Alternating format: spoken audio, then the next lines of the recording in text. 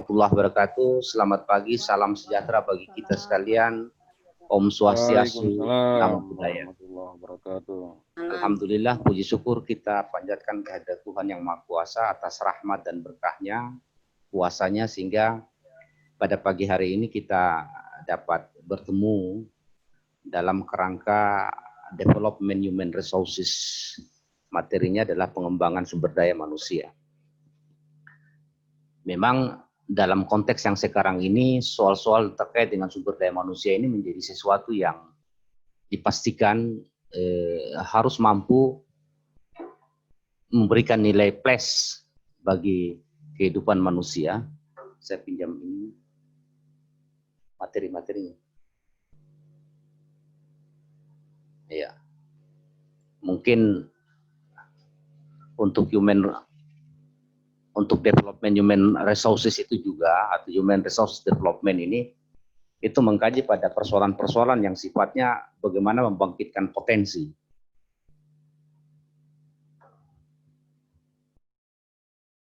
Ya. Bagaimana meningkatkan potensi manusia. Saya dikasih besar sedikit. Iya. Iya. Materinya sudah tertampil di depan Bapak Ibu sekalian. Yang mudah-mudahan materi ini menjadi sebuah media dalam kerangka untuk membangkitkan intelektualitas kita untuk menatap masa depan yang jauh lebih baik. Gitu. Bicara tentang Indonesia, ya, itu kita bicara dalam konteks 17.000 pulau. Jadi Indonesia itu ada sekitar 17.000 pulau. Data terakhir yang kita peroleh, itu total penduduk Indonesia itu sekitar 268 juta jiwa. Luar biasa, sangat padat. Gitu. Ya. Kalau kita bicara tentang konteks keagamaan, maka landasan yang kita gunakan itu adalah dasar negara, ideologi negara, Pancasila, dari sila-sila yang terdapat di dalam Pancasila itu. Kemudian dalam konteks membangun karakteristik manusia Indonesia, utamanya dalam karakteristik yang sifatnya spesifik, maka pasal 29 UUD 45 itu menjadi sebuah fundament dasar dalam kerangka kita membangun dan mewujudkan kehidupan kita dalam konteks yang sifatnya spesifik pula. Dalam pasal 29 UUD 45 itu bahwa negara berdasar atas ketuhanan yang Maha Esa, dan negara menjamin kemerdekaan tiap-tiap penduduk untuk memeluk agamanya masing-masing dan untuk beribadat menurut agama dan kepercayaannya. Jadi yang pertama, negara berdasar pada Tuhan yang Maha Esa. Yang kedua, menjamin kemerdekaan tiap-tiap penduduk untuk memeluk agamanya masing-masing. Dan yang ketiga adalah aspek tata peribadatannya menurut agama dan kepercayaannya itu. Artinya bahwa tiga komponen yang memang dimaknai dalam pasal 29 UUD 45. Terus model Indonesia, tantangan apa yang ke depan terjadi, ya. Kita lihat bahwa jumlah milenial Indonesia di tahun 2020 itu tidak akan berbeda terlalu jauh dari jumlah yang di tahun 2019, bahkan cenderung konstan di angka 35%. Itu dari 268 juta sekian. Itu ada yang namanya generasi milenial. Gitu. Generasi ini adalah generasi yang sangat produktif. Ya. Dan dianalis bahwa di tahun 2020 itu ada terjadi puncak keemasan. Kita lihat bahwa bom demografi itu menunjukkan pada aspek atau bom penduduk, ya, itu menunjukkan pada aspek 35% potensi produktivitas manusia Indonesia itu ada pada generasi milenial, gitu. Ya. Generasi milenial itu generasi yang spektakuler, ya, yang disebut dengan masyarakat urban middle class milenial. Jadi masyarakat yang masyarakat menengah. Apa ciri khas mereka? Mereka itu adalah orang-orang yang confidence, orang-orang yang sangat percaya diri sekali. Gitu. Yang kedua, mereka adalah manusia-manusia yang sangat kreatif. Gitu. Generasi milenial ini adalah generasi yang memang tiap hari aktivitasnya dipenuhi dengan komputer, laptop, dipenuhi dengan HP, medsos, dan segala macam. Yang ketiga, ciri khas mereka itu adalah connected gitu. Mereka selalu online. Jadi memang the urban middle atau kelas milenial ini dia memiliki sebuah kemampuan adaptatif dengan teknologi yang sangat luar biasa, ya.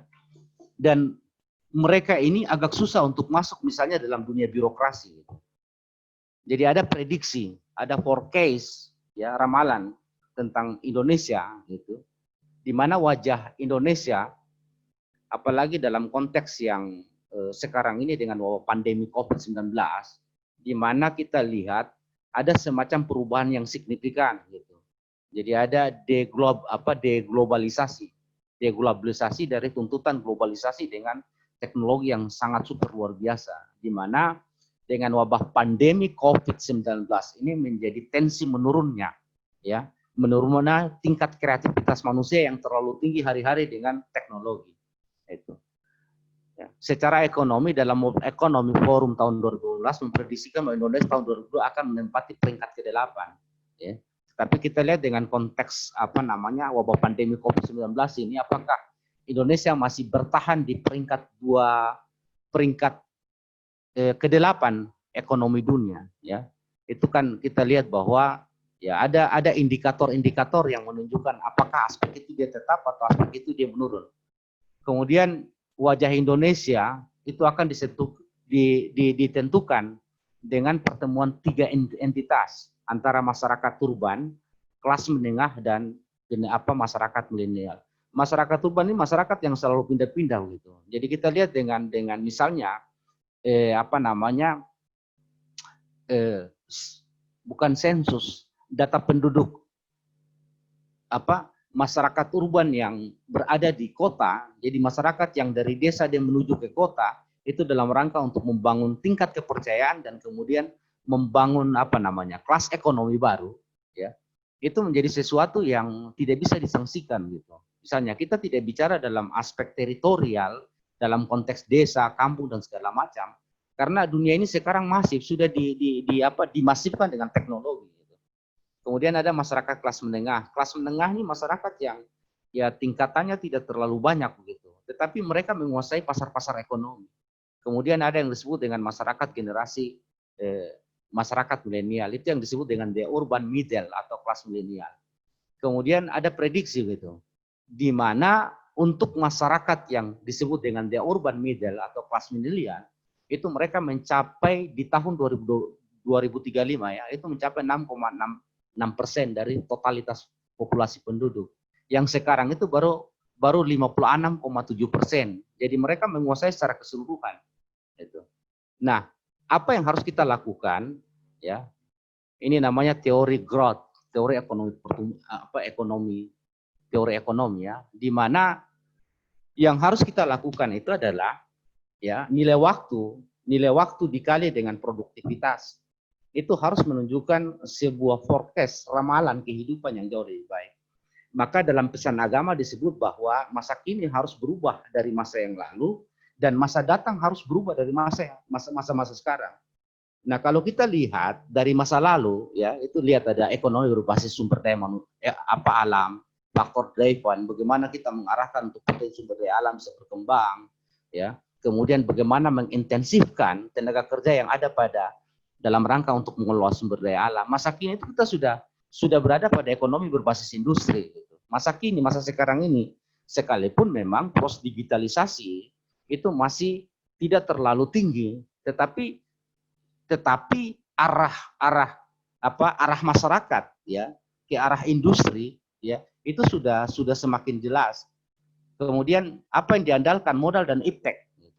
Kemudian yang lainnya seperti apa? Tenaga kerja yang memiliki keterampilan yang bagus dan itu selalu diarahkan. Apa yang terjadi pada masa datang gitu? Masa datang itu ekonomi berbasis inovasi, pendidikan berbasis inovasi, penyuluh berbasis inovasi. Jadi orang-orang yang tidak memiliki nilai inovasi, maka dia akan kemudian terisolir dari dunia yang begitu sangat ramai. Kemudian dalam aspek ekonomi berbasis inovasi dan pengarahan yang terkait dengan inovasi, apa yang harus dilakukan gitu. Yang dilakukan adalah inovasinya gitu. Bagaimana kita bisa memperbarui Kita membangun konektivitas, tapi kemudian kita bisa memperbarui aspek mindset kita dalam rangka untuk mindset yang menghasilkan kapital, modal. Makanya dia bilang human capital intensif. Jadi konteks zaman sekarang ini memang satu konteks kehidupan yang memang kita harus mengandalkan pada aspek inovasinya. Kenapa misalnya HP itu terlalu mahal? Ya karena inovasi yang dalam HP, bukan kita beli HP-nya, tapi membeli inovasi yang ada pada HP. Maka ke depan kalau kita lihat, competitive advantage itu, persaingan, ya baik dari aspek personality maupun aspek sosial itu begitu sangat tinggi secara kualitatif gitu. Nah, apa yang wajah Papua itu seperti apa ke depan? Itu menjadi sebuah desain pemikiran kita bahwa ke depan kita seperti apa. Maka Balai Diklat Keagamaan itu mencoba untuk melakukan sebuah desain mindset untuk menghasilkan wajah-wajah gitu, penyuluh, wajah-wajah pendidik itu untuk Papua ke depan dalam rangka untuk menghasilkan generasi emas Papua itu sendiri gitu. Maka dalam rangka untuk membangun skill inovasi, ya BDK mencoba untuk melakukan perubahan mindset lewat pendekatan-pendekatan pelatihan dan pendidikan yang seperti ini dengan harapan bahwa setelah mengikuti diklat itu ada perubahan mindset. Yang lainnya wajah Kota Jayapura seperti apa? Ya, Kota Jayapura itu dengan total wilayah itu 940 km persegi atau 940.000 hektar. Itu terdiri dari 5 distrik, 25 kampung dan 25 kelurahan dan 14 kampung. Sedangkan total penduduk Kota Jayapura itu ada 422.046 jiwa. Itu menurut data sensus penduduk tahun 2019. Masalahnya adalah mau kemana kita ke depan? Gitu. Kita mau membangun inovasi, kita lalu bertanya mau kemana kita ke depan? Gitu. Artinya kita bicara Indonesia, kita bicara Papua, kita bicara Kota Jayapura. Pertanyaan yang sangat serius yang sifatnya spesifik itu adalah mau kemana kita ke depan? Gitu. Artinya mau kemana kita ke depan itu ada masalah gitu. Gitu. Ada masalah. Gitu. Apa masalahnya? Gitu. Ya. Bagaimana menentukan strategi pengembangan sumber daya manusia untuk meningkatkan daya saing ke depan, aspek innovation drive. Bagaimana mengarahkan inovasi itu sehingga bisa menghasilkan yang namanya capital. Masalah strategi inovasi pengembangan sumber daya manusia yang dibangun atau dikembangkan berawal dari adanya harapan SDM untuk memiliki daya saing yang tinggi. Misalnya dengan konteks sekarang pendidikan jarak jauh ya, cyber school atau learning distancing gitu, pendidikan jarak jauh. Pendidikan jarak jauh yang dibutuhkan adalah bagaimana kita bisa menyelesaikan masalah inovasi itu. Ya, inovasi dalam konteks human resources development itu.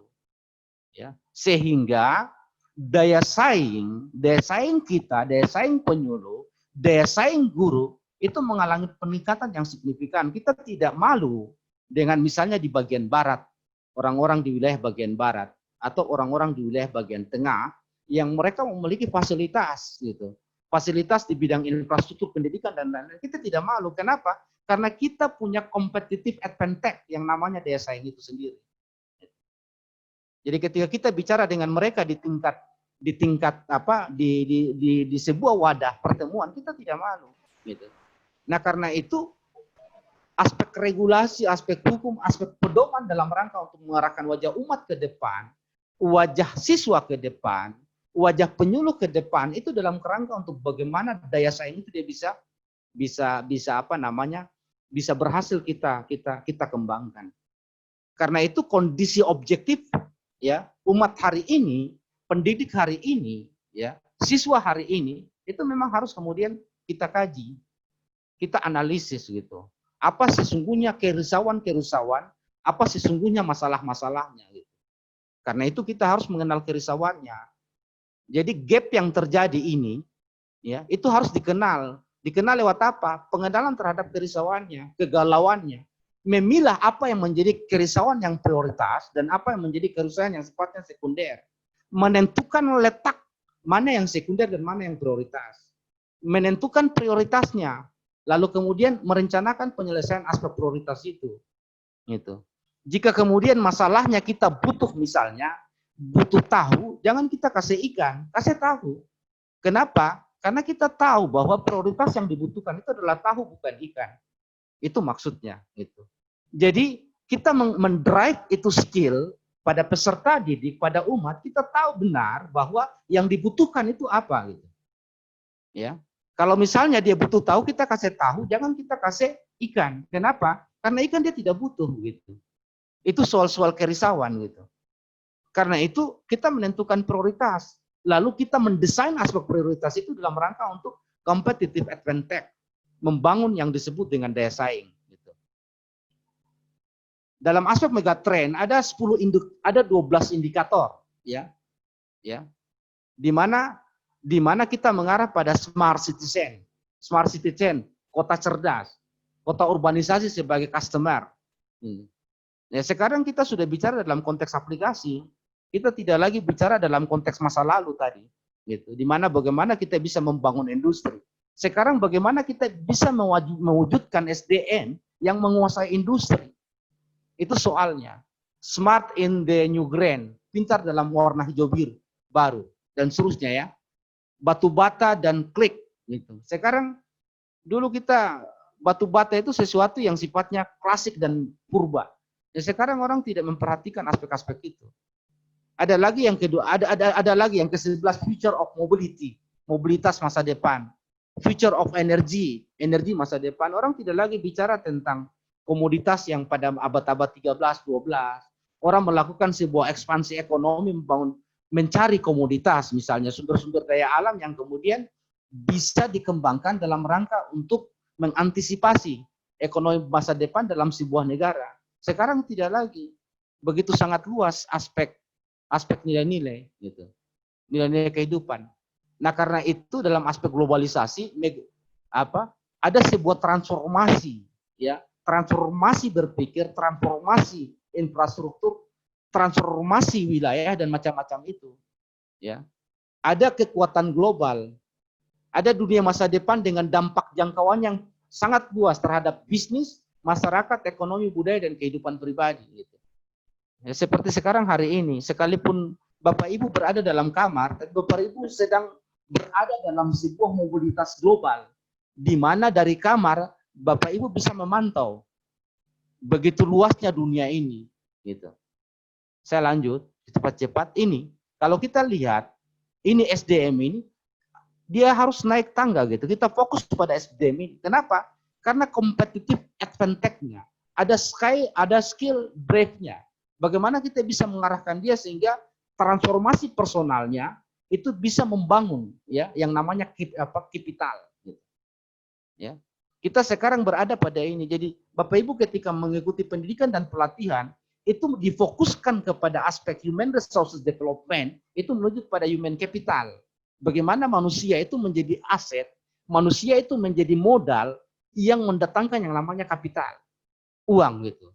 Sebagai contoh misalnya kan hari ini saya bicara, saya kan pasti dibayar oleh BDK gitu. Artinya skill yang saya miliki itu didrive dengan kapital. Ya, kapital yang sebanding dengan skill yang kita miliki atau seperti Bapak Ibu sekalian, Bapak Ibu mengajar, Bapak Ibu menyuluh, ya. Ada jasa profesi penyuluh, ada jasa profesi mengajar. Di mana jasa profesi mengajar itu adalah kapital yang diberikan oleh negara, oleh lembaga pendidikan, oleh institusi dalam rangka fokusnya terhadap bagaimana pengembangan human resource development ini. Bagaimana pengembangan sumber daya manusia ini menjadi sumber daya yang memiliki kapital yang punya daya saing yang berkualitas yang tinggi. Nah, karena itu kita harus lakukan yang namanya revolusi mental. Untuk apa? Agar supaya kualitas hard skill, kualitas soft skill ya, itu bisa mengubah wajah Indonesia ke depan. Jadi hari ini revolusi mental itu dilakukan agar supaya hard skill yang kita miliki, soft skill yang kita miliki itu bukan potensi yang biasa, tetapi dia harus bisa membangun yang namanya kapital atau human capital. Kalau kemudian mengikuti pendidikan dan latihan dan tidak bisa berubah, bikin apa ikut pendidikan dan pelatihan? Gitu. Nanti kita akan lihat ke depan seperti apa persoalannya. Itu. Ada 3 elemen penting gitu. 3 elemen penting ya, yang menjadi perhatian dan akan dilaksanakan dalam konteks lembaga keagamaan, rumah ibadah atau misalnya pendidikan, ya, dalam rangka untuk membangun yang disebut dengan daya saing bangsa dari era yang disebut dengan revolusi industri 4.0. Apa lima pilar itu?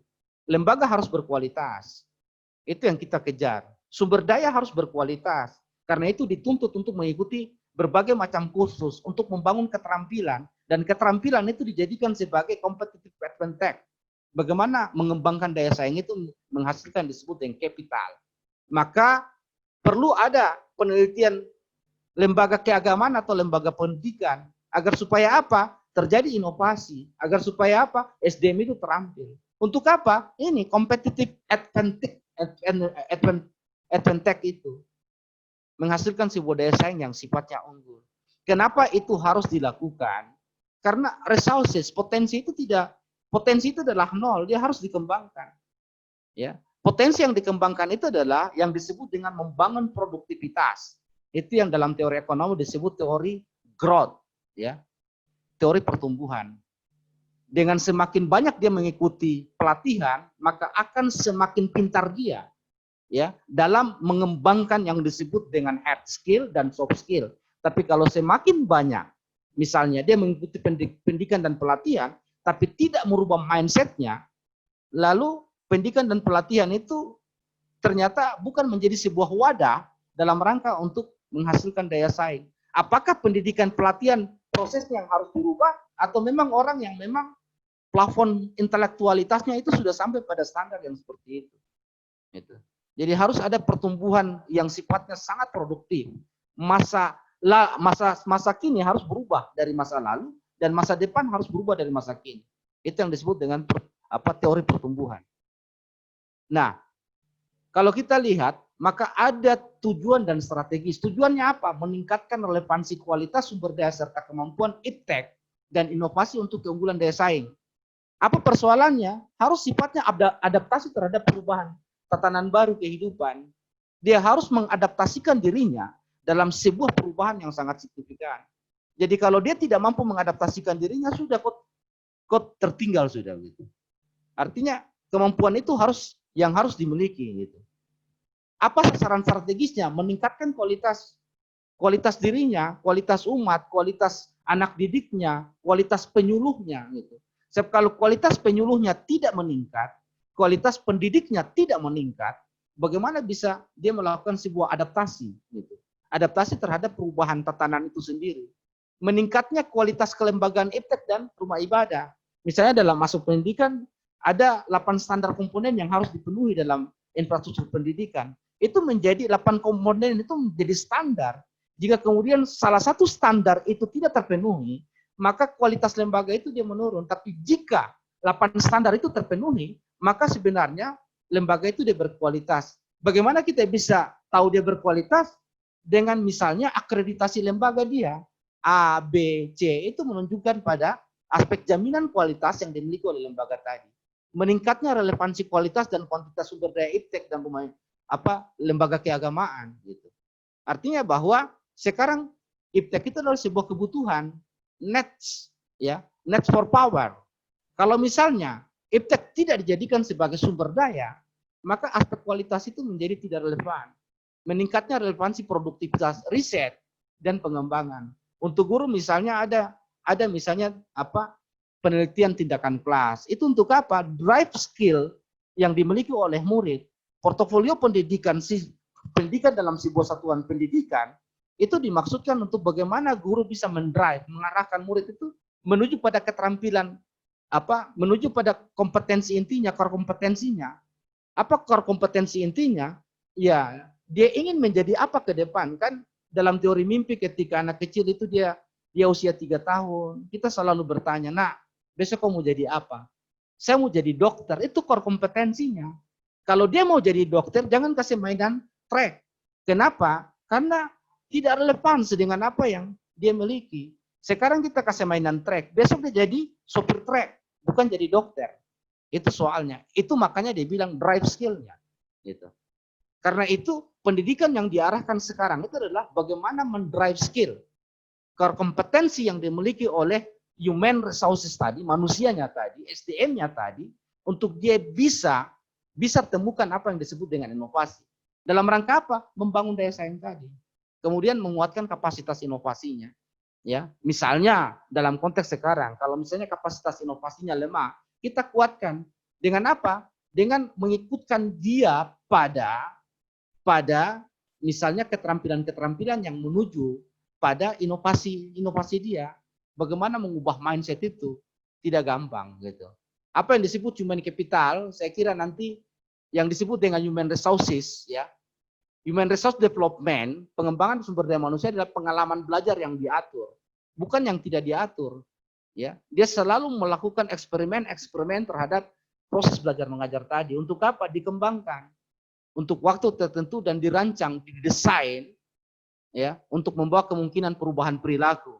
Ya, kemudian yang lain itu tadi Leonard Nedler. Yang lain dia bilang bahwa ya SDM, pengembangan sumber daya manusia, itu adalah upaya untuk mengembangkan pengetahuan, keahlian, kemampuan SDM, sehingga kompetensi itu mengarah pada aspek peningkatan kinerja, prestasi kerja tadi, ability performance tadi atau performance ability tadi. Bukan hanya performance, tapi ada yang namanya ability-nya. Saya lanjut supaya meminimasi waktu. Untuk aspek human capital ya, manusia sebagai modal. Kalau human capital ini kan orang dulu bilang banyak anak banyak rezeki, gitu. Ya, semakin banyak anak semakin banyak rezeki. Kalau anak itu di drive skillnya, tapi kalau anak yang dibiarkan tidak di drive skillnya, maka banyak anak itu kemudian bikin banyak bencana. Gitu. Tetapi dalam teori human capital, anak itu adalah rezeki, anak itu adalah aset. Bagaimana kita bisa mendrive skillnya supaya dia bisa membangun yang namanya daya saing. Dan karena itu kita harus melakukan sebuah inovasi, mengorbankan biaya, mengorbankan waktu untuk mendidik dia itu mengembangkan inovasi dirinya. Dalam rangka apa? Human capital. Dalam rangka untuk menghasilkan modal-modal yang baru, modal-modal yang kreatif. Gitu. Nah, ini desain organisasi, company performance. Ada yang namanya employee relation. Bagaimana kita bisa membangun akses antar orang dengan orang.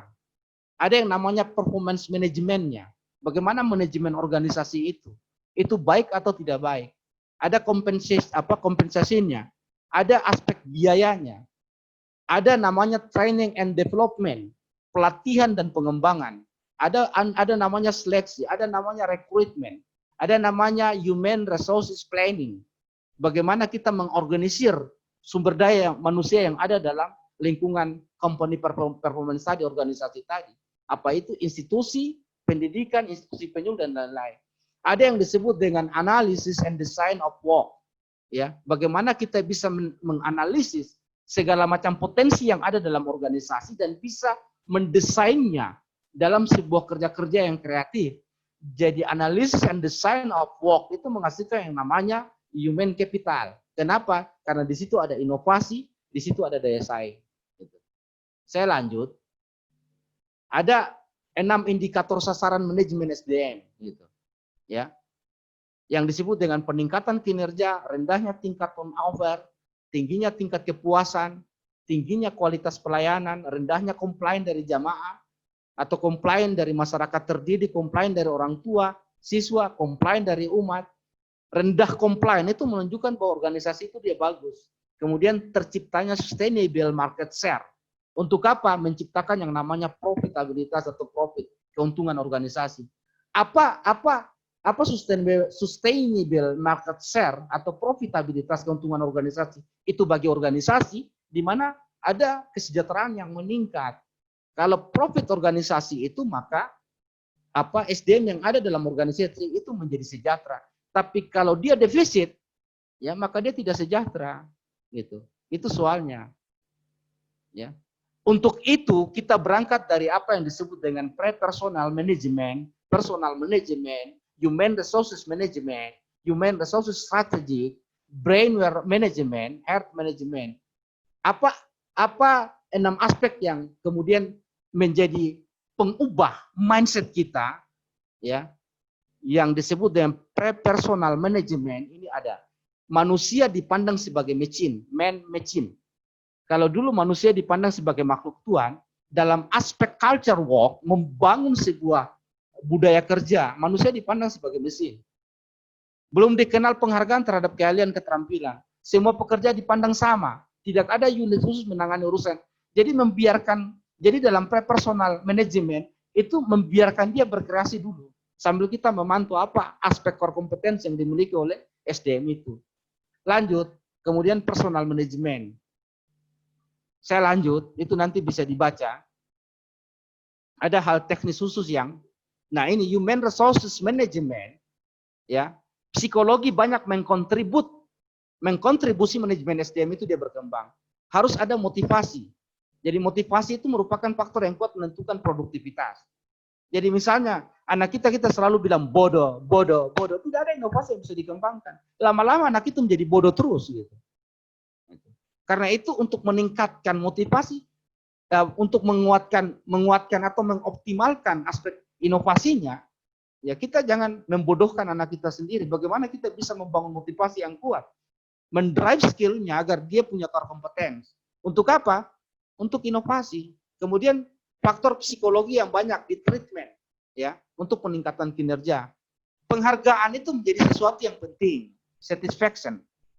Kita menghargai orang dalam aspek pekerjaan itu sesuatu yang penting. Artinya, secara tidak langsung kita memberikan yang namanya motivasi dia untuk bekerja jauh lebih meningkat. Dengan sendirinya dia bisa membangun kemandirian dalam bekerja. Itu soal-soal yang memang harus karena itu dikenal dalam manajemen itu namanya reward and punishment gitu. Artinya ketika orang itu dia bekerja baik, kita berikan reward. Reward dalam bentuk apa? Penghargaan. Penghargaannya bisa dalam bentuk uang dan bisa tidak dalam bentuk uang misalnya. Misalnya setelah dia memberikan terima kasih ya Pak, terima kasih ya Nak, kau sudah antar Bapak misalnya teh, antar Bapak kopi. Itu aspek faktor psikologi yang bisa kita treatment. Untuk apa? Dia mengembangkan core kompetensinya untuk menghasilkan inovasi. Ya kadang-kadang, kok bodoh sekali, kok kerja bagaimana? Contoh-contoh. Itu tidak mengembangkan yang namanya motivasi. Gitu. Karena itu formula dasar ada ability. Ability itu sama dengan knowledge ditambah dengan skill. Jadi kerja itu sama dengan pengetahuan dan keterampilan. Sedangkan motivasi itu sama dengan ya perilaku dikali dengan situasi. Itu yang disebut dengan potensial human performance. Ya. Jadi potensial human performance itu harus ada resources-nya, aspek sumber dayanya, harus ada fasilitasnya, harus ada peluangnya. Supaya apa? Orang bisa yang namanya melakukan actual human performance. Orang bisa melakukan sebuah adaptasi dari SDM, dari nilai dirinya. Untuk apa? Agar supaya organisasi itu adalah organisasi yang punya kualitas baik gitu. Contoh misalnya contoh kasus dengan semakin banyak guru yang memiliki sertifikasi guru, maka dengan begitu performance organisasi satuan pendidikan itu juga bagus. Kenapa? Karena di dalamnya guru-guru yang profesi, bukan guru-guru yang tidak berprofesi, bukan guru-guru yang biasa-biasa saja. Kenapa? Karena dia punya sertifikat profesi. Gitu. Ini dia ini ya. Nah, kemudian gitu ya. Tuh. Iya. Saya lanjut. Nah, itu yang perlu kita bangun dalam sinergi. Ada tenaga kerja, ada SDM yang bagus, ada manajerial yang bagus, pemimpin yang bagus. Dan aspek itu di sinergi itu akan menghasilkan sebuah pendekatan organisasi yang bagus pula, ya. Saya lanjut cepat-cepat. Jadi human resources strategi, bagaimana strategi pengembangan manusianya? Manusia dipandang sebagai faktor yang paling strategik dalam organisasi. Semua keputusan strategik itu mempertimbangkan aspek SDM-nya. Semua lini manajemen dari unit bertanggung jawab dalam pengelolaan dan pembinaan SDM. SDM menjadi partner top manajemen. Gitu. Jadi pengembangan strategik itu diputuskan mempertimbangkan aspek SDM. Misalnya, ada tidak di kantor itu tukang parkir? Kalau tidak ada tukang parkir, maka nantinya pelanggan akan melakukan komplain. Kenapa? Karena dia tidak bisa parkir untuk kemudian dia mau urusan dalam sesuatu persoalan misalnya. Karena itu human resources strategic itu dalam kerangka untuk bagaimana membangun performance organisasi itu menjadi organisasi yang berkualitas. Yang lainnya, ya, dalam rangka untuk membangun human resources, itu Peter Drucker dalam Brainware Management, dia bilang kunci keberhasilan dalam persaingan, ya, competitive advantage, membangun daya saing itu adalah how the brain learn best. Bagaimana otak belajar itu terbaik. Bagaimana kita membelajarkan otak kita. Bagaimana kita membelajarkan otak itu untuk membangun inovasi. Kita selalu berpikir yang instan. Hari ini kita coba membangun sebuah pemikiran yang bukan instan. Tapi pemikiran yang didesain dengan sesuatu yang sangat luar biasa dalam rangka untuk inovasi. Nah, otak dipandang sebagai pusat peningkatan kemampuan manusia, gitu. Jadi jangan bermain-main dengan otak kita. Kalau otak kita hancur, maka hancurlah diri kita. Gitu. Apalagi kalau terjun dunia narkoba, mabok-mabok, itu sama dengan kita menghancurkan diri kita. Kenapa? Karena brainware otak, ya, itu sebagai pusat peningkatan kemampuan manusia. Siapa yang berhasil dibilang, Peter Drucker bilang, siapa yang berhasil mengelola otak dengan baik akan menciptakan keunggulan daya saing tadi. Maka teori otak itu banyak mengkontribusi pada human resource development. Otak itu mampu meningkatkan, mengkontribusi pada pengembangan sumber daya manusia. Ini otak kita. Otak itu dibagi dalam dua aspek, yang disebut otak rasional dan otak emosional. Yang di sini nih amigdala ini sensoris, ya, yang bisa meningkatkan kemampuan otaknya. Lanjut, gitu. Ada 3 aspek, ya, dalam rangka untuk membangun yang disebut dengan emotional quotient, intellectual quotient, spiritual quotient, yang sekarang berkembang menjadi emotional intelligence, intellectual intelligence, dan spiritual intelligence. Jadi kalau otak kanan itu kecerdasan berpikir yang asosiatif, otak kiri kecerdasan berpikir yang seri. Sedangkan spiritual intelligence, kecerdasan berpikir yang menggabungkan antara emotional intelligence dan intellectual intelligence. Saya lanjut. Ini the whole brain model. Otak sebelah kanan, ya, itu berpikir strategik, berpikir visual, sedangkan otak sebelah kiri itu berpikir analisis. Otak kiri itu berpikir organization, berpikir bagaimana mengorganisasi, mengeksplorasi human resource development untuk bisa berkembang, sedangkan otak kanan itu otak yang sifatnya personal. Emosional, interpersonal, kinestetik, perasaan. Otak kanan jadi orang yang terlalu perasa, itu dia mengandalkan kepemimpinan dengan otak kanan. Apa-apa marah. Dia tidak bisa menganalisis sebuah pekerjaan yang tidak yang meninggikan aspek otak kirinya dibandingkan dengan otak kanan. Saya lanjut. Maka ada aspek lain dalam spiritual intelligence, dalam aspek manajemen kalbu, ya. Mohon maaf, dalam Islam Nabi bilang, ketahui bahwa sesungguhnya pada diri manusia ada suatu unsur yang disebut dengan mudghah, daging. Ya, jika ia baik, maka baiklah seluruh diri manusia. Jika ia buruk, maka buruklah seluruh manusia. Apa yang disebut dengan daging itu mudghah, kalbu, hati, gitu. Nah, hati itu sesungguhnya pusat dari aspek kecerdasan. Jadi kalau hati orang rusak, maka rusaklah human resources-nya. Tapi kalau hati orang baik, maka baiklah human resources-nya. Gitu. Ini the Iceberg Mountain Theory, ya. Teori gunung es, ya. Yang ada pada kita sekarang 10% kecerdasan otak yang kita bangun. Sedangkan kecerdasan kalbu itu 90% itu dia tertutup semua di bawah. Gitu. Kecerdasan otak itu menghasilkan yang disebut dengan hard skill. Ya. Ya, satu keterampilan yang kita perlihatkan gitu. Itulah standar kompetens, standar kompetitifnya. Artinya standar daya saing itu hanya 10%. Sedangkan 90% itu di dalam sekali. Di laut-laut begitu. Kalau ada permukaan itu di dalamnya, di bawah permukaan laut, di dalamnya itu kita terlalu banyak. Ada 90% kehidupan yang tidak kita kenal di dalam laut itu. Maka itu yang disebut dengan soft skill atau kecerdasan kalbu tadi. Gitu. Bagaimana kita bisa mengcombine antara cerdas otak dengan cerdas kalbu untuk menghasilkan yang namanya superior competence. Manusia yang memiliki potensi sumber daya yang begitu sangat luar biasa. Gitu. Ini pendekatan diagnostik, saya pikir nanti bisa dibaca. Ya, human resources management ada namanya assess human resources condition, ada 3 external condition, ada kondisi sifatnya eksternal, ada organisasi, kondisi organisasi, ada employee kondisi, ada tenaga kerja dalam itu bagaimana mengkondisikan aspek tenaga kerja ini. Ada 4 aspek, abilities-nya, motivasinya, interest-nya. Orang bekerja itu kan punya interest. Orang bekerja kan punya kepentingan. Apa kepentingannya? Kita analisis dia. Kemudian kita organisir interest-nya itu menjadi sesuatu yang sifatnya inovasi dalam rangka untuk membangun yang namanya daya saing.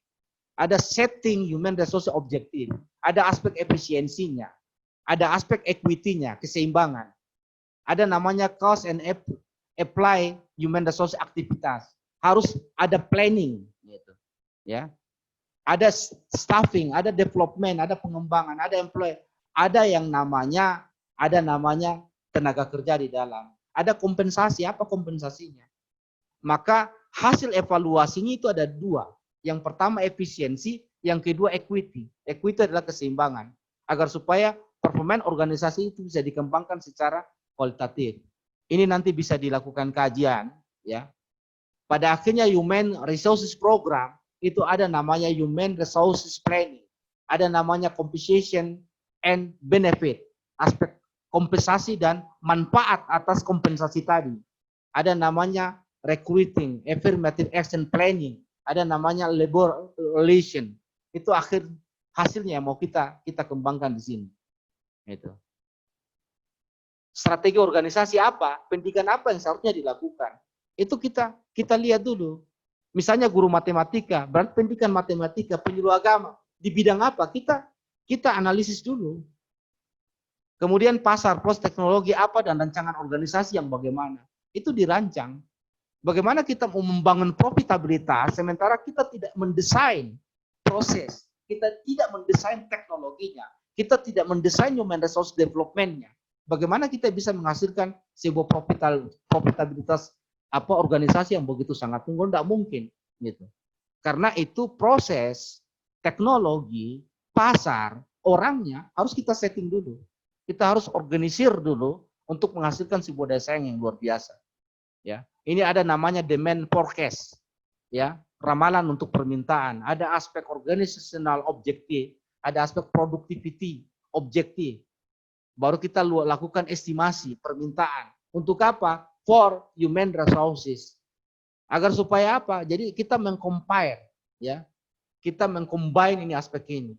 Kemudian ada namanya supply forecast, ya, penawaran. Hari ini yang diminta, misalnya BDK apa yang diminta untuk saya misalnya. Saya mengajar tentang human resources development. Maka saya menginginkan setelah hasil pengajaran ini ada pengembangan yang terjadi minimal skala yang kita gunakan bahwa ada perubahan mindset gitu. Ada perubahan mindset dari peserta peserta diklat seperti itu. Nah, baru kita rekonsiliasi yang tadi, ya. Ada surplusnya. Apakah kita perlu melakukan ekspansi? Apa kita perlu melakukan job sharing? Apa kita perlu melakukan yang namanya outplacement? Apa perlu kita menggunakan reacher, layoff dan segala macam tadi? Kita lanjut ya. Ini aspek orientasinya. Orientasi human resource development. Apakah mampu mengerjakan pekerjaan tersebut? Ya, apakah kerasan mengerjakan pekerjaan tersebut? Ada orang yang tidak betah di kantor misalnya. Apakah dia tidak melakukan sebuah forecast untuk prestasi-prestasi harus diramal. Apa prestasi saya ke depan? Sekarang saya harus bikin apa? Itu masalahnya. Jadi saya selalu bilang teman-teman di kantor bahwa teman Anda itu merupakan kompetitor Anda. Kalau Anda stagnan, maka kompetitor Anda itu akan jauh lebih unggul di mana dia akan digunakan oleh bos Anda ketimbang Anda. Bagaimana Anda mau digunakan sementara skill Anda itu terbatas? Orang pasti mencari orang yang punya keunggulan skill dalam sebuah pekerjaan. Kenapa? Karena efektivitas dalam pekerjaan dan efisiensi itu. Sehingga begitu dua itu tercapai, bos itu akan memberikan reward, penghargaan. Dalam bentuk apa? Boleh jadi uang, boleh jadi hal yang lain kita tidak tahu. Boleh jadi promosi, agar supaya dia lebih mengembangkan dirinya. Itu contoh-contohnya. Ya, saya lanjut. Tantangan kekinian, tantangan masa depan megatrend, ada 12 tantangan. Ya, di tahun 2020 ini. Makanya kita sekarang bergerak ke aspek aplikasinya. Gitu. Tren global, subcommunity global trend, gitu. Ada tren, gitu. Ada aspek-aspek yang, gitu. Sekarang kita, gitu. Ada sekitar 375 juta manusia yang ada di dunia ini yang sekarang yang sekarang terkoneksi dengan internet. Dan salah satunya adalah kita. Gitu. Untuk tren perubahan di tahun 2025. Gitu. Sekarang itu mobil-mobil sudah pakai mobil digital. Karena perlu kita misalnya mau kontak itu tidak perlu dengan manual. Cukup dari jauh saja kita sudah kontak, mobil sudah bisa jalan sendiri. Besok lusa kita tidak butuh sopir. Kenapa? Karena semua body yang ada dalam mobil itu sudah digital, gitu. Itu rancangan di tahun 2025. Kita tidak butuh lagi jalan. Kenapa? Karena sudah ada mobil terbang. Dia tidak perlu jalan. Bahkan bukan mobil terbang, sudah diciptakan sebuah teknologi yang tidak perlu pakai mobil. Ada tools, ada alat yang dipasang di badan itu bisa terbang dengan sendirinya tanpa perlu naik pesawat, tanpa perlu naik mobil. Itu contohnya seperti begitu. Gitu. 31% ya koneksi itu terjadi di rumah, 15% di dalam pekerjaan, kemudian 54% di dalam kota. Gitu. Itu tren yang terjadi, subtren yang terjadi dalam lingkungan kehidupan global. Gitu. Ada 31% yang dari rumah, ada 15% yang dari pekerjaan, ada 54% dalam kota. Mereka sedang subtrennya itu mereka sedang membangun aktivitas kerja yang sangat luar biasa. Nah, sekarang misalnya di aspek augmented virtuality itu, di mana sudah diciptakan sebuah gabungan antara virtual dengan realitas, gitu. Itu sudah ada, gitu. Jadi jangan kita kaget kalau kemudian kita berada di sebuah tempat yang kita sendiri tidak tahu. Kenapa? Karena teknologinya sudah ada. Gitu. Ini konteksnya, ya. Produktivitas yang itu pada level 3 kita lihat itu perkembangannya. Kalau dulu di industri ya 1.0 itu kita bicara tentang mechanical production. Sekarang kita berada pada revolusi industri 4.0 atau 4.0. Itu teknologi tingkat tinggi yang diandalkan adalah big data. Gitu. Cloud teknologi. Jadi kita tidak perlu dengan misalnya dengan membawa flash disk, tidak perlu. Karena dalam HP kita itu sudah ada teknologi cloud, di mana dia akan menyimpan segala macam data di situ. Nah, kita sedang menggabungkan dalam literasi revolusi industri 4.0, itu kita menggabungkan antara literasi data, literasi teknologi, dan literasi manusia dalam sebuah mesin teknologi. Misalnya di Facebook, di WhatsApp, macam-macam, IG, dan lain-lain.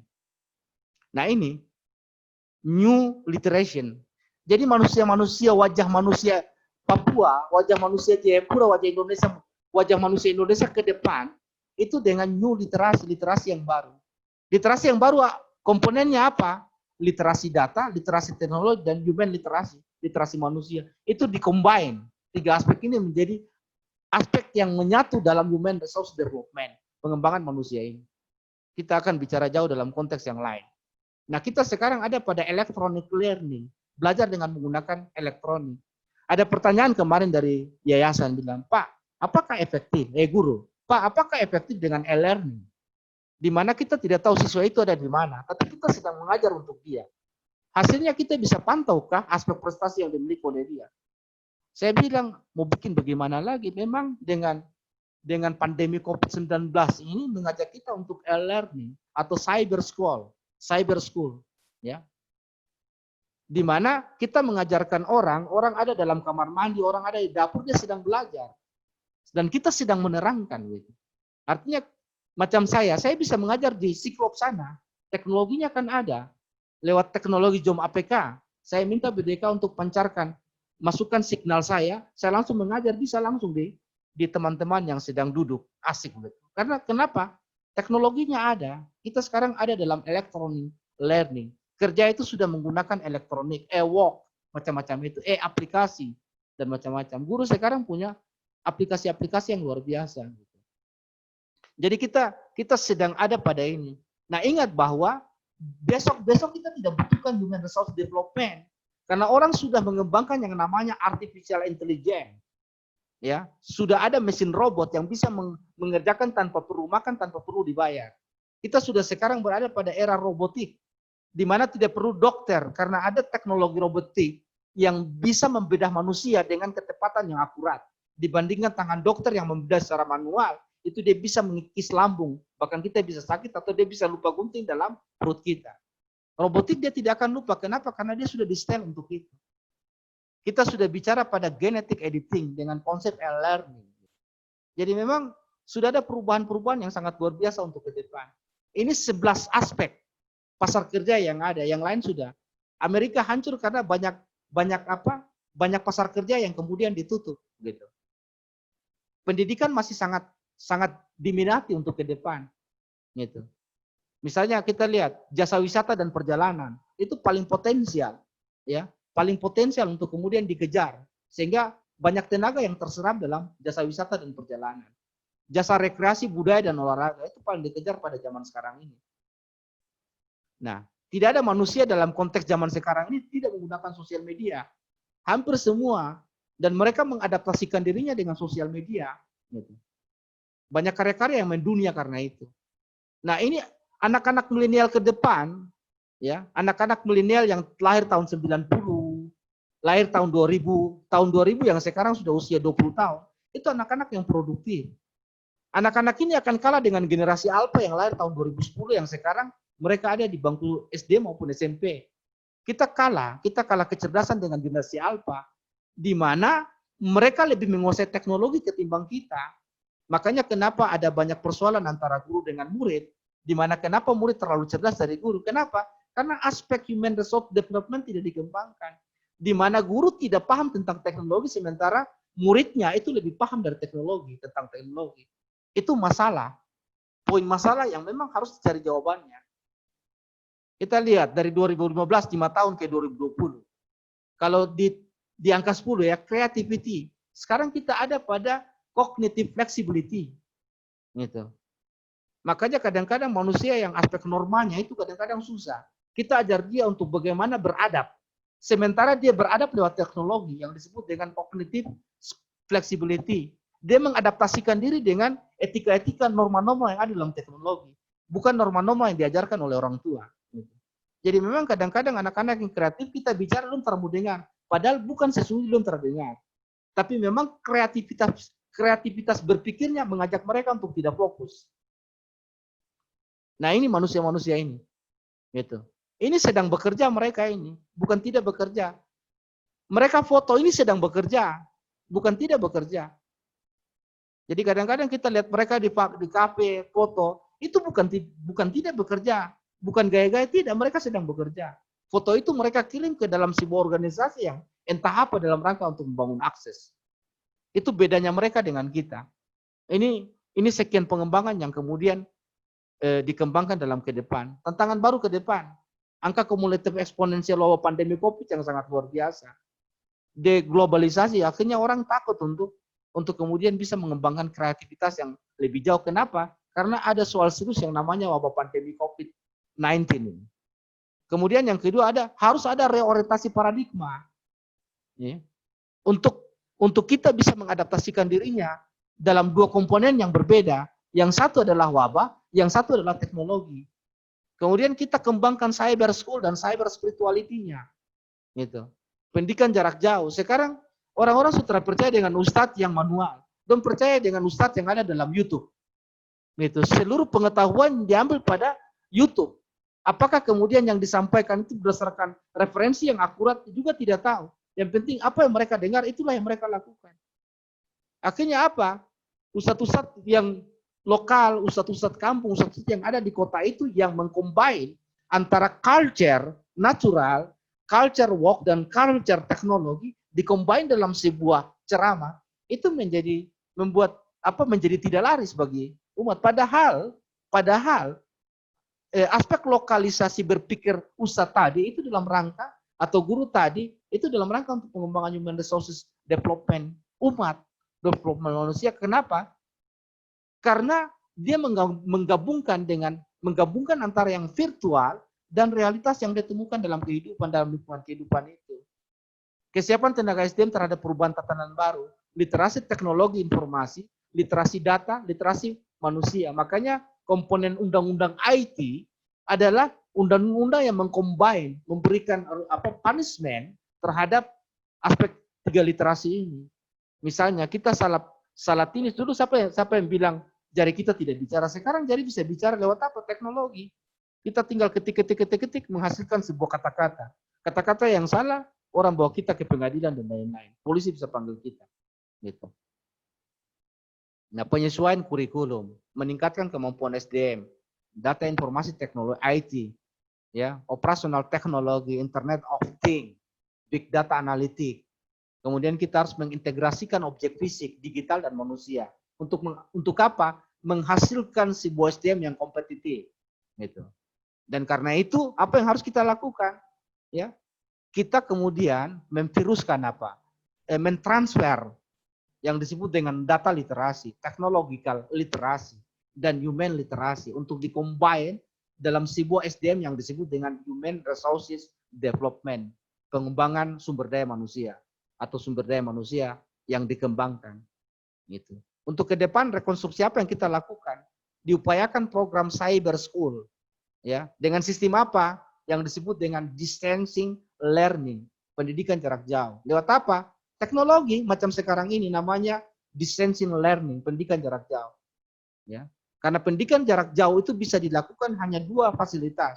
Yang pertama punya teknologi. Gitu. Entah itu HP, entah itu laptop dan macam-macam. Yang kedua, itu ada energi. Gitu. Energi itu bisa misalnya uang, bisa misalnya signal dan lain-lain. Kalau tidak ada itu juga kita repot. Gitu. Cyber school yang masif, gitu. Gurunya ada di Amerika, dia bisa mengajar orang di pedalaman. Kenapa? Karena dia mengandalkan yang disebut dengan distancing learning, pendidikan jarak jauh. Soal efektif bisa membangun kecerdasan itu soal lain. Tetapi minimal fasilitas itu digunakan dalam rangka untuk membangkitkan kecerdasan, iya. Gitu. Persiapan sumber daya manusia, saya kira ini bisa dikembangkan. SDM yang responsif, yang adaptatif dan inovatif, ya, untuk menghadapi yang disebut dengan revolusi industri 4.0. Terobosan inovasi dan perkuatan sistem inovasi itu harus dilakukan oleh, kenapa? Karena produktivitas SDM yang harus dikembangkan itu bisa menghasilkan namanya competitive advantage, daya saing gitu. Kalau dia tidak punya daya saing bagaimana? Ya, mutu rumah ibadah, mutu SDM ke arah daya saing itu harus menghasilkan yang disebut dengan kepuasan. Karena bagaimanapun aspek manajemen yang kita lakukan dalam rangka untuk membangun citra lembaga, membangun citra umat, membangun citra SDM, itu adalah pada aspek satisfaction-nya. Bagaimana aspek proses manajemen itu bisa menghasilkan kepuasan pelanggan, kepuasan masyarakat, kepuasan umat, kepuasan siswa. Kalau kepuasan yang dicapai, maka sesungguhnya akan menghasilkan SDM yang unggul. Siswa yang unggul, SDM yang unggul. Makanya kalau dulu orang bilang belajar menyenangkan, bagaimana guru itu bisa memberikan tingkat kesenangan di dalam belajar pada siswa. Ketika siswa senang, dia akan rindu dengan gurunya. Kalau dia rindu dengan gurunya, aktivitas berpikirnya akan meningkat. Tapi kalau guru yang baru masuk kantor, baru masuk kelas, dia muka marah, kepuasan siswa juga tidak ada. Begitu kepuasan tidak ada, siswa itu menjadi tidak cerdas. Gitu. Nah, ada yang disebut dengan strategic inflection point bagi umat, bagi rumah ibadah, bagi lembaga keagamaan, bagi lembaga institusi pendidikan. Jadi kalau misalnya kita lakukan dengan baik, itu kinerja lembaga keagamaan, lembaga pendidikan, institusi pendidikan, keumatan, itu dia akan mengalami perubahan dengan kita melihat pada garis-garis hitam itu. Dia meningkat. Di mana poinnya perubahan itu ada pada titik tertentu.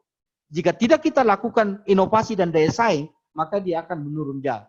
Maka strategic inflection point itu adalah strategic titik belok. Belok naik ke atas meningkat atau belok turun ke bawah hancur gitu. Nah, yang tadi pada konteks ini strategiknya itu ada 3 aspek yang mendasar. Yang pertama itu adalah bagaimana kita bisa mengadaptasikan dengan revolusi industri 4.0 tadi dalam masuk manajemen. Bagaimana kita bisa melakukan cyber edukasi, ya, pendidikan teknologi itu yang menghasilkan satu kualitas manusia yang luar biasa gitu. Kemudian memang kita harus kenalkan cara baru gitu. Karena ini tatanan baru, kita kenalkan juga cara baru. Cara baru untuk apa? Agar supaya dia bisa beradaptasi dengan cara baru itu. Kemudian kita harus menghasilkan yang namanya kebijakan baru. Bagaimana kita bisa mengeluarkan nama sertifikat, ya. Kemudian bagaimana kita bisa mendrive skill yang sifatnya spesifik. Gitu. Strategic influence itu dalam rangka apa? Titik beloknya naik gitu. Dia tidak titik belok menurun, tapi dia titik belok untuk naik ke atas. Maka aspek itu menjadi strategic inflection point, ya, poin titik belok yang menunjukkan angka peningkatan, bukan angka penurunan. Nah ini SDM harus berubah.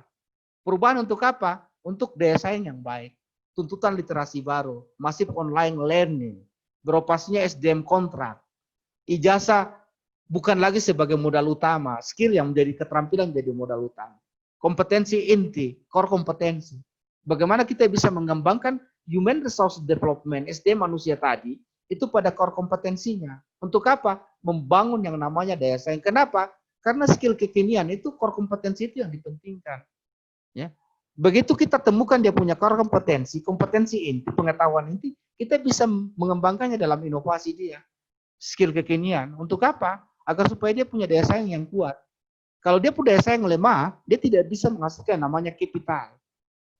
Jadi contoh misalnya, waktu kecil, kau cuma makan kangkung. Sampai dengan kau tua juga makan kangkung. Itu kan tidak ada perubahan. Harusnya waktu kecil kau makan kangkung, sudah besar makan kol. Ya, contoh-contoh seperti itu. Kalau sudah lebih besar lagi, ya mungkin bukan kol lagi, tertahu apa yang dimakan. Artinya, mau saya bahwa daya saing itu menjadi sesuatu yang sangat penting dalam rangka untuk membangun atau membangkitkan inovasi. Dan membangkitkan inovasi itu ada 2 aspek yang kita kejar. Bagaimana kita temukan core kompetensi pada SDM tadi. Kemudian bagaimana kita bisa kembangkan skillnya, aspek keterampilannya. Karena itu ke depan ijazah itu bukan modal utama. Yang modal utama apa? Keterampilan orang. Jadi tukang bengkel kan menghasilkan uang. Uang bagi tukang bengkel itu akan jauh lebih besar ketimbang misalnya uang bagi guru gitu. Katakanlah bahwa guru 1 bulan itu dari jam tatap muka itu dia dihargai dengan 500.000. Tukang bengkel bisa melebihi dari 500.000 oleh karena dia punya skill.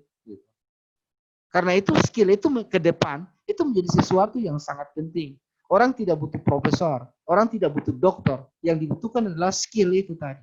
Kalau jadi profesor, jadi dokter, tidak punya skill itu juga percuma. Kenapa? Karena tidak ada daya saing di dalamnya. Karena itu pendekatan yang kita lakukan ada makro, ada mikro. Implementasi strategik human capital pada lembaga untuk tren 2025 guna meningkatkan subtren daya saing, yang kita harus lakukan, kita punya visi ini. Ini jalur naik tadi yang tadi ini. Kita punya visi SDM ke depan, ini jalur naiknya. Ada tantangan, ada risiko. Jangan jadikan tantangan dan risiko itu sebagai ancaman, ya. Tapi jadikan kekuatan untuk meraih peluang, itu soalnya. Kalau kita jadikan tantangan dan risiko itu sebagai ancaman, ya sudah visi kita hancur. Tapi kalau kita jadikan tantangan dan risiko itu sebagai kekuatan untuk meraih peluang, maka visi kita itu akan jelas ke depan. Apa yang harus kita berubah? Apa yang harus kita rubah? Tuhan bilang, Tuhan tidak akan merubah nasib suatu kaum. Tuhan tidak akan merubah SDM kita. Tuhan tidak akan merubah institusi pendidikan kita. Kalau pada hakikatnya kita tidak ingin merubah diri kita sendiri.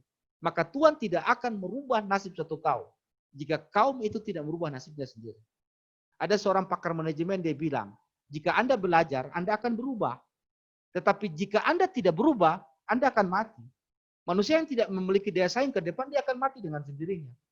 Kenapa? Dia dianggap tidak berkualitas, akhirnya dia patah hati, stres, tiba-tiba dia game. Ada seorang pakar yang bilang, untuk realitas masa depan ke depan, masa depan itu tak tertulis. Namun bagaimana kita bisa membayangkan, mempengaruhi sikap dan perilaku kita saat ini. Sebagaimana masa lalu perorangan dan politik menjadikan siapa kita hari ini. Dan bagaimana kita bertindak sekarang ini untuk ke depan. Ya. Hari ini menentukan sikap kita untuk bertindak agar supaya ke depan kita seperti apa, karena kita sedang menatap masa depan. Lanjut. Esensi spiritual manusia par excellence yang masuk dalam kategori wali, santo, pendeta, mubalik, guru dan macam-macam itu. Tuhan bilang, saya kutip dari Al-Qur'an surat Al-Baqarah ayat 186. Bagi teman-teman yang memang beragama lain, nanti silakan mengutip pada kitab sucinya. Dan apabila hamba-hambaku bertanya kepada aku, gitu. Apabila hamba-hambaku bertanya kepada aku, maka jawablah bahwasanya aku dekat. Gitu. Aku mengabulkan permohonan orang yang berdoa apabila ia memohon kepada aku. Maka hendaklah mereka itu memenuhi segala perintahku. Dan hendaklah mereka itu beriman kepada aku. Agar mereka selalu berada dalam kebenaran. Sebagai contoh misalnya jika ada siswa yang kemudian nangis. Dan dia bertanya temannya, kawan, siapa guru ini di mana? Maka temannya akan bilang bahwa sesungguhnya gurumu dekat pada dirimu. Ketika engkau meminta, maka gurumu akan memberikan. Dan itu akan memberikan tingkat kepuasan tertentu pada diri dia. Maka Tuhan bilang, apabila hamba-hambaku bertanya tentang aku, maka jawablah bahwasanya aku sangat dekat dengan dirinya. Yang selama ini kita merasa Tuhan jauh, kita yakini bahwa sesungguhnya Tuhan dekat. Kenapa Tuhan jauh? Karena konteks berpikir kita bahwa Tuhan itu jauh. Kenapa Tuhan jauh? Karena konteks hati kita itu mengatakan bahwa Tuhan itu jauh. Makanya Tuhan bilang, jika hamba-hambaku bertanya tentang aku, jawablah bahwasanya aku dekat. Bahkan aku lebih dekat dengan urat lehernya. Aku mengabulkan permohonan orang-orang yang berdoa. Jadi kita berdoa kepada Tuhan untuk meningkatkan kompetensi dan skill kita, itu pasti dikabulkan. Cuman kapan? Itu soal skill, soal drive, soal komitmen, soal loyalitas yang kita bangun. Kenapa? Karena orang-orang yang tidak turut perintah Tuhan, maka dia akan terjauhkan dari Tuhan. Kalau dia sudah terjauh dari Tuhan, apa yang dia minta pun tidak akan bisa dia peroleh. Itu contoh. Amin. Nah, Bapak Ibu yang saya hormati, ya, ada seorang tokoh yang namanya Ali bin Abi Thalib, dia bilang, maka didiklah dan persiapkanlah generasi penerusmu untuk suatu zaman yang bukan zamanmu. Hari ini kita mengajar untuk zaman ke depan, bukan zaman hari ini. Karena mereka akan hidup pada suatu zaman yang bukan lagi zamanmu. Kalau hari ini kita bercocok tanam, tidak mungkin ke depan anak kita bercocok tanam, karena semua sudah diaspal. Itu soalnya. Karena itu, Bapak Ibu yang saya hormati, bahwa ternyata kita butuh sebuah proses yang tinggi dalam rangka untuk meningkatkan kompetensi dan inovasi kita dalam mewujudkan apa yang disebut dengan daya saing. Saya kira itu yang bisa saya sampaikan dalam konteks ini. Mohon maaf saya sudah beberapa lompat-lompat karena kalau disampaikan dan waktu tidak mungkin akan bisa ini. Saya kira itu Pak Host. Ini mana ya?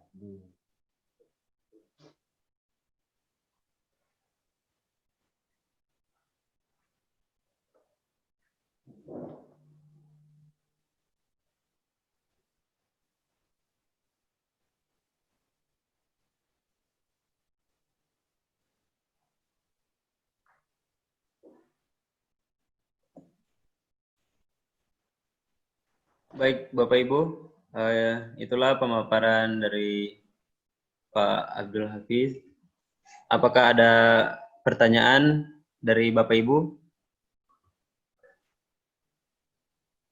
Kalau ada, silakan buka audionya biar langsung saja. Yang mau bertanya, silakan nyalakan audionya. Yang tidak bertanya, tetap matikan audionya.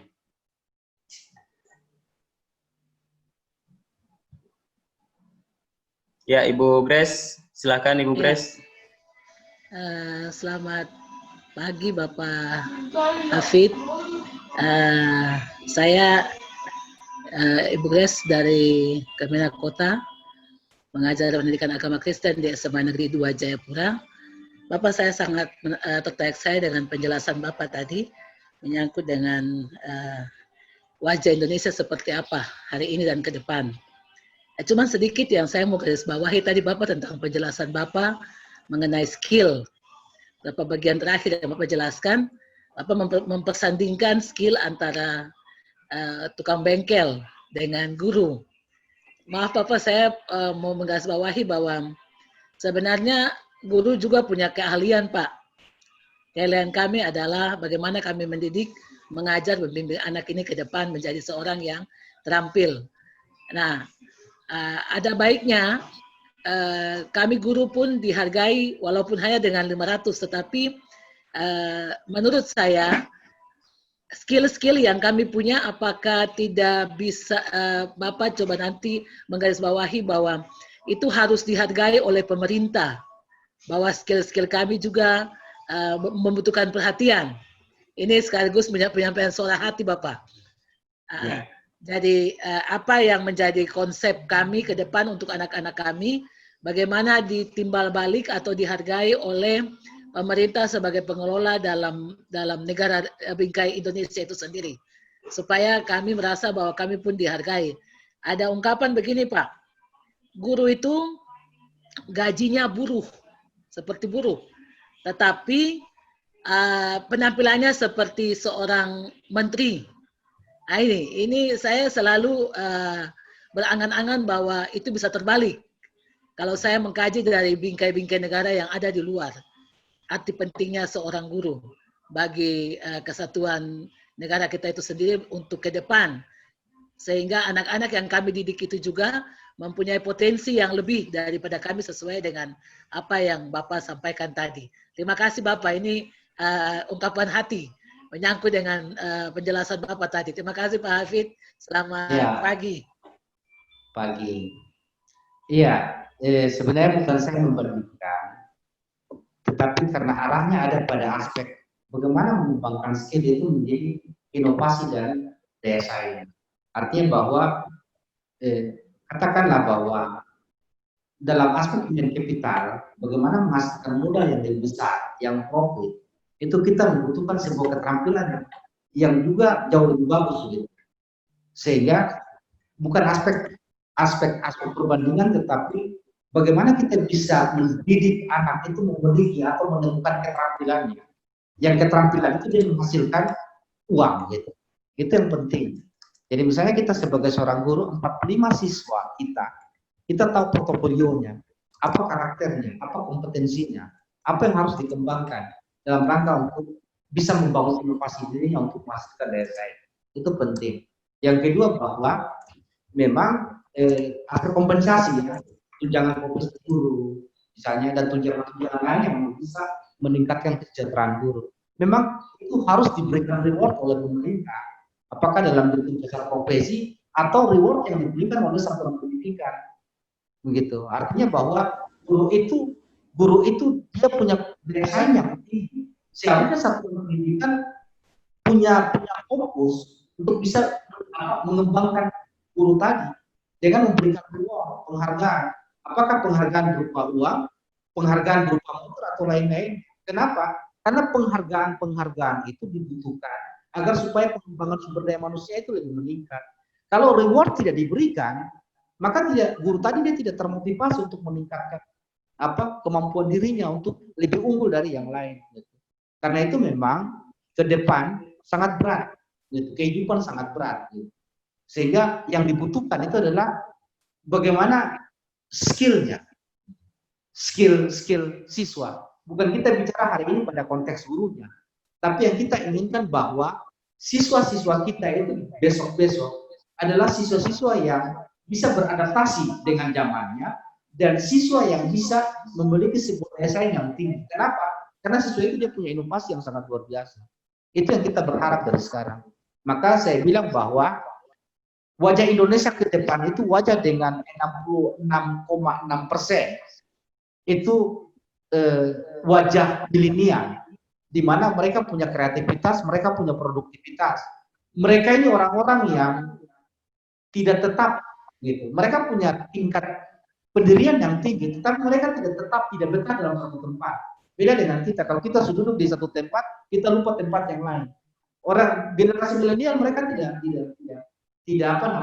tetap dalam sebuah tempat. Mereka selalu bergeser. Jadi kita lihat sekarang menjamuk kafe. Di situ banyak generasi milenial di situ. Dan mereka bukan duduk minum kafe, minum kopi, tapi mereka sedang bekerja. Itu bedanya.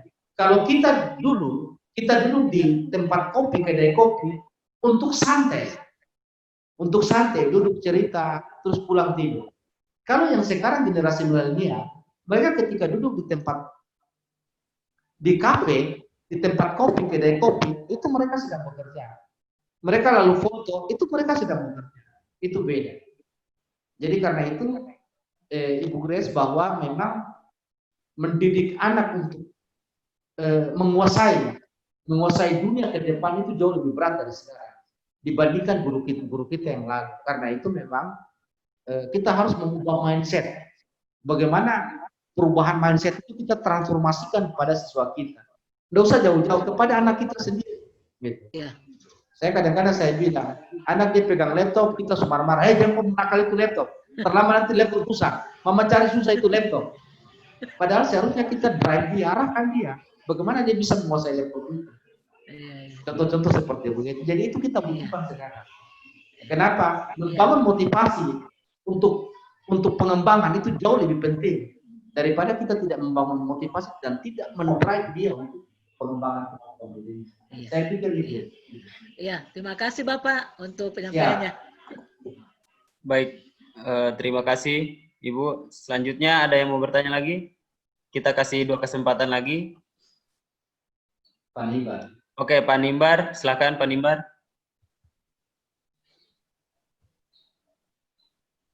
Halo, Pak Nimbar, suaranya. Sudah, Pak. Ada.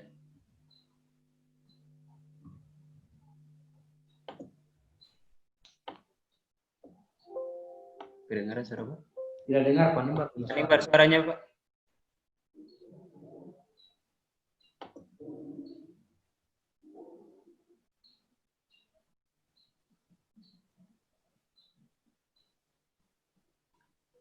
Volumenya dikeraskan Pak Nimbar.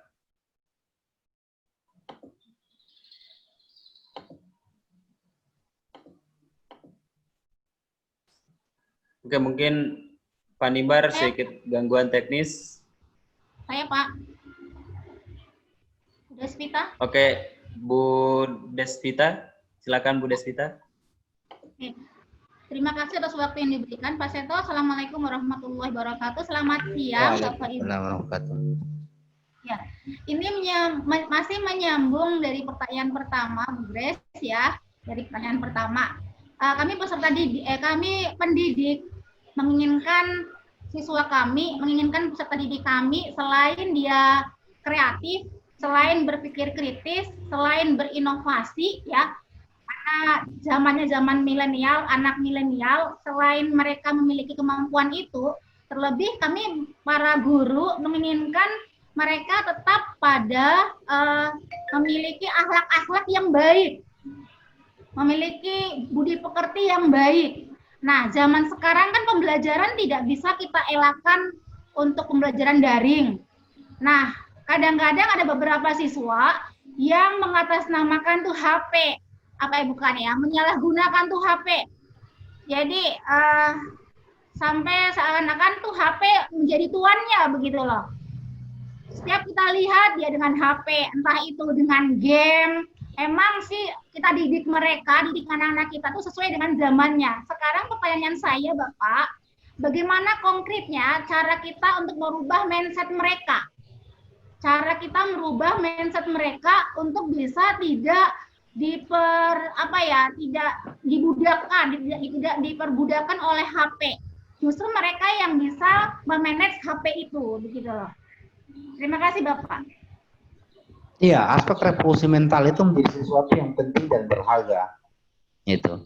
Yang pertama yang harus kita lakukan, kita temukan dulu core kompetensinya. Apa core kompetensi siswa itu dalam portofolio pendidikan, portofolio pelajaran. Guru harus temukan itu dulu. Misalnya guru melakukan tindakan apa, penelitian tindakan kelas. Penelitian tindakan kelas itu dilakukan untuk apa? Untuk inovasi sebenarnya. Dia harus temukan apa yang harus dilakukan dalam sebuah persoalan dalam kelas. Misalnya persoalan karena kecerdasan yang menurun. Kok siswa diarahkan kok tidak cerdas-cerdas misalnya dalam aspek yang lain. Nah, sesungguhnya yang dilakukan guru, jadi kan ada namanya Tuturi Handayani, Ingarso Suntolodo, Ingmadya Mangunarso, Tuturi Handayani. Tugas guru itu adalah memfasilitasi dan mendrive supaya anak bisa mengembangkan dirinya. Kalau dulu apa namanya kita tidak berprestasi itu guru publik kita sekarang nggak bisa berani buat cubit masuk sel. Nah, yang harus kita lakukan itu adalah bagaimana guru mengadaptasikan dirinya dengan kehidupan ini. Misalnya anak-anak sekarang itu kalau misalnya kita larang mereka untuk menggunakan HP itu bisa bakal mati. Jangan guru, orang tua saja bisa anak yang orang tua bakalnya gara-gara HP. Gitu. Nah, yang kita lakukan adalah bagaimana kita bisa mendrive dia dengan teknologi itu menghasilkan inovasi dia sendiri.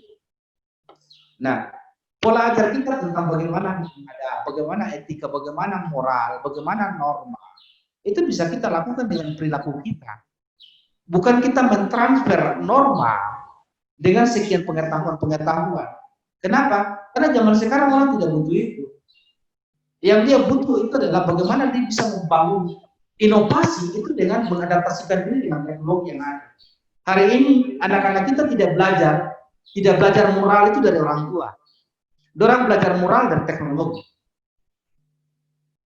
Kita bisa kalkulasi berapa jumlah anak-anak yang tiap hari dia nonton Ipin dan Upin.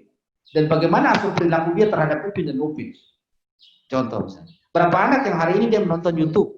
Lalu dia mentransfer perilaku YouTube itu dalam kehidupan sosial dia. Contoh seperti itu. Nah, guru ingin memproteksi itu tidak bisa. Repot. Kenapa? Karena mindset perilaku virtual tadi itu sudah direalitaskan dalam kehidupan dia. Karena itu apa yang harus kita lakukan drive dia? Itu. Ya. Misalnya, nah jangan cuma dulu nonton YouTube film-film saja. Bagaimana kok bisa nontonnya? Kenapa? Karena ada mimpi dia. Waktu 3 tahun, 4 tahun, nah aku bisa jadi apa? Mimpi saya jadi dokter, mimpi saya jadi ahli desainer misalnya. Arahkan dia ke sana. Gitu. Arahkan dia ke sana. Cari di YouTube yang arah ke skill tadi. Bukan cari di YouTube yang film-film. Akhirnya kecerdasan emosionalnya yang lebih dominan ketimbang intelektual intelligence-nya. Pada akhirnya apa? Dia tidak bisa berinovasi, dia tidak bisa berdaya saing. Akhirnya apa? Orang tua yang stres. Kok saya kasih makan dari kecil, kasih besar. Begitu sampai kok besar. Kok tidak ada di dunia pekerjaan, kok hanya dulu di Leger, di Kupang gitu. Ini kan bagaimana? Apakah ibu yang salah mengandung atau anak yang tidak berproses dalam aspek lingkungan dan tidak beradaptasi untuk membangun inovasi dirinya? Apakah satuan pendidikan yang salah? Atau anak kok yang salah dalam teknologi? Ini kan soal. Jadi ada wajah masa depan yang memang sama-sama kita khawatir. Dan hari ini harus kita menentukan sikapnya. Itu persoalannya. Iya, toh? Sebagai contoh misalnya anak pegang laptop. Zaman sekarang ini laptop bukan sesuatu yang mahal. Anak pegang laptop, biarkan dia pegang laptop, arahkan dia. Jangan justru proteksi, punishment, sanksi, hukuman. Nah, jangan itu laptop mahal. Kau pegang-pegang itu bikin rusak saja. Ini sudah menurunkan aspek motivasi. Ingat, ke depan dia tidak bisa berinovasi. Kenapa? Karena kita sudah proteksi dari awal. Nah, model-model itu tidak bisa dilakukan sekarang ini. Kenapa? Karena yang mau kita arahkan itu bagaimana membangkitkan inovasi berpikir dia.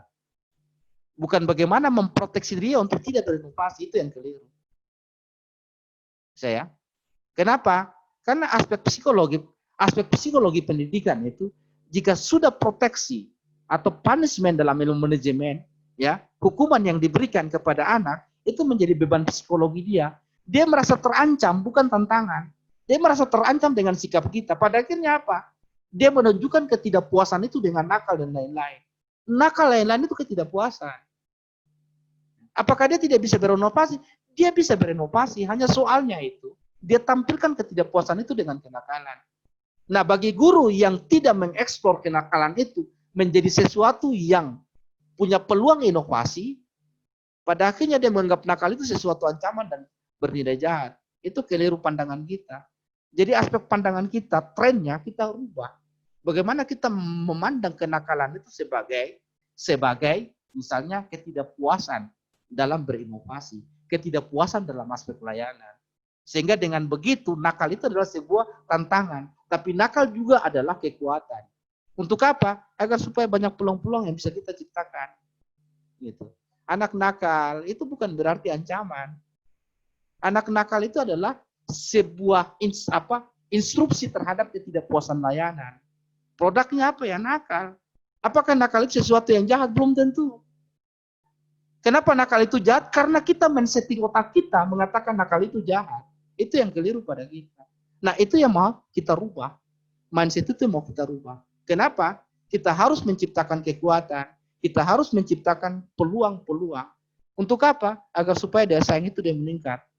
Itu yang harus kita lakukan. Jadi transformasi berpikir guru, memang dia harus bisa mengadaptasikan dengan dunia yang semakin berubah, dengan tatanan baru yang makin berubah.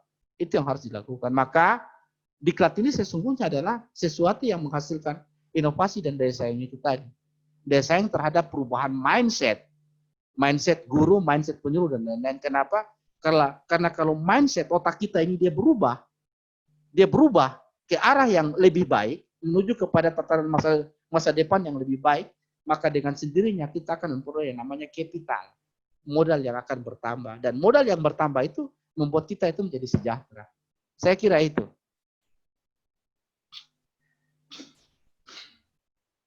Baik, Bapak Ibu.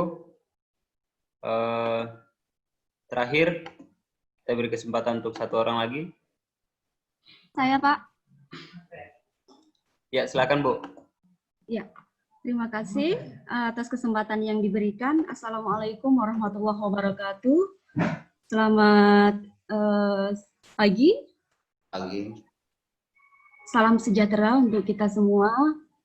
Terima kasih Pak Kepala, materinya sangat bagus sekali.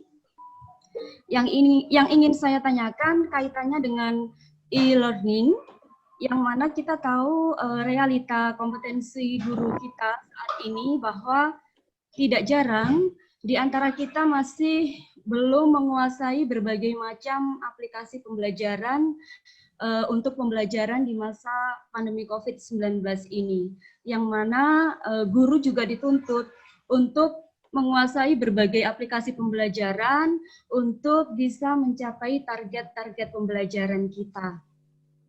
Nah, kemudian untuk di kami mohon solusi dari Pak Kepala. Contoh di kami menggunakan aplikasi Google Classroom, kemudian menggunakan aplikasi Kaizala, selain juga grup WA. Namun itu pun terdapat berbagai macam kendala, di antaranya juga dari siswa yang mana terkadang ketika menggunakan WiFi, lampu mati, otomatis WiFi juga mati. Belum lagi nanti ketika dari siswa mungkin paket data belum diisi atau kehabisan, kemudian HP-nya kan pasti harus menggunakan HP yang Android, HP yang bagus gitu. Nah, saran atau solusi dari Pak Kepala, kami mohon sarannya. Terima kasih banyak. Assalamualaikum warahmatullahi wabarakatuh. Iya. Itu kah? Ya. Iya. Yang pertama yang harus kita lakukan artinya begini. Saya belum berpikir tentang aspek infrastruktur pendidikannya. Sekalipun memang komponen 8 standar pendidikan waktu uji publik sudah saya sampaikan. E-learning atau learning distancing, ya pendidikan jarak jauh itu punya kendala memang. Kenapa? Kendalanya ada pada infrastruktur pendidikan. Tidak semua tempat di Indonesia ini bisa dimasuki oleh signal. Semakin ke gunung semakin lemah signal. Semakin ke kota belum tentu signalnya itu semakin kuat. Itu problemnya. Yang kedua adalah aspek pembiayaan. Tidak semua orang tua itu sejahtera. Gitu. Tidak semua orang tua sejahtera. Artinya untuk siswa harus mendownload bahan ajar yang disampaikan oleh guru, dia butuh uang 50 sampai 100 ribu. Anda bayangkan kalau satu hari 100 ribu satu guru. Berarti kalau 3 guru 300 ribu. Kali 26 hari. Sudah berapa jumlah uang yang harus dikeluarkan orang tua hanya gara-gara pendidikan jarak jauh. Karena itu memang guru harus punya kecerdasan manajemen. Makanya ada 2 pendekatan yang dilakukan dengan daring dan luring. Ya. Kalau daring itu online. Online itu bisa dalam bentuk misalnya dia rekam, baru hasil rekaman itu dia kirim lewat WhatsApp atau dia kirim lewat YouTube. Nanti tinggal murid yang, tetapi itu juga butuh biaya. Ada misalnya pendekatan yang sifatnya luring. Luring itu tatap muka. Kalau dalam kondisi pandemi kan itu tidak dimungkinkan. Ya, entah tatanan baru new normal ini dengan kapasitas gedung yang 9x6, jika 9x6 kapasitas gedung dengan total normal itu 45 siswa, 50% dari jumlah 45 siswa, sekitar 20-an. Tapi itu juga dengan konteks yang sekarang ini wabah pandemi itu aktivitas itu ditiadakan sehingga guru hanya fokus pada aspek daringnya online itu. Sehingga memang guru harus bisa berkreasi untuk bagaimana menciptakan sebuah produk pembelajaran daring ya yang menyenangkan siswa sehingga dia akan bilang, mama tolong sebentar itu saya guru ini. Dia senang dengan apa yang disampaikan guru, yang itu bisa meningkatkan intelektual intelligence dia. Kalau dia sudah senang, dia akan download terus itu. Ibu punya tema-tema belajar. Itu masalahnya. Memang saya mau bilang bahwa pasti ada plus minus. Tapi kita harus bisa memplanningnya, bisa mengorganisirnya, menjadi sesuatu yang sifatnya inovatif. Itu yang dibutuhkan. Sebab kalau itu yang kita lakukan, maka kita akan merubah wajah kota Jayapura. Kita akan merubah wajah Papua. Kita akan bisa merubah wajah pendidikan secara keseluruhan di Indonesia. Dengan begitu, kita bisa forecast, bisa meramal bahwa manusia-manusia Indonesia sebagai manusia-manusia yang terdidik ke depan itu adalah manusia-manusia yang memang pertama dia punya inovasi, yang kedua dia punya daya saing, yang ketiga dia punya akhlak. Dan karena itu kita bisa lihat dari subtrend 3 aspek itu bahwa ke depan peradaban generasi emas kota Jayapura, Papua dan Indonesia itu adalah generasi yang berada dalam sebuah tatanan normatif yang cerdas secara intelektual, cerdas secara emosional, tapi juga cerdas secara spiritualitas. Itu yang kita butuhkan. Dan itu harus kita siapkan hari ini. Gitu. Jadi memang Bu Yuyun bahwa memang banyak plus minus. Tapi plus minus itu jangan jadi ancaman. Jadikanlah kekuatan. Jadikanlah kekuatan untuk meraih peluang-peluang yang lebih berkreasi untuk kedepannya. Karena mindset kita itu adalah mindset bahwa siswa kita itu akan memiliki tingkat daya saing unggul ke depan, di masa depan mereka, bukan hari ini. Kita sedang belajar siswa untuk melihat masa depan, bukan melihat hari ini. Gitu.